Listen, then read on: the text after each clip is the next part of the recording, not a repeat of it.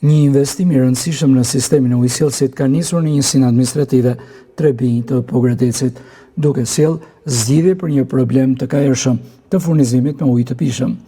Projekti përfshin 8 fshatra të zonës dhe pritet të përfitojnë rreth 4500 banor. Projekti prek fshatrat Guri Bardh, Dunic, Kalivaç, Potkozhan, Pevelan, Malin, Trebinj dhe Pleshisht.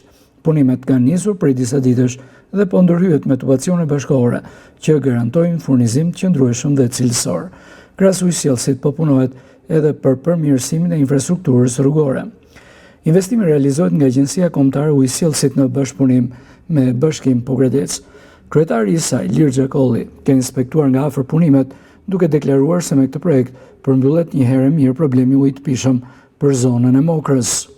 Edhe ne besoj që mbajmë premtimin, duke përfunduar edhe këtë, përfundojnë gjitha fshatrat e Pogradecit, se kjo kishte mbetur e fundit njësia Trebi. Kështu që ju ftoj që të punoni me cilësi të mirë, sepse e meriton kjo zonë.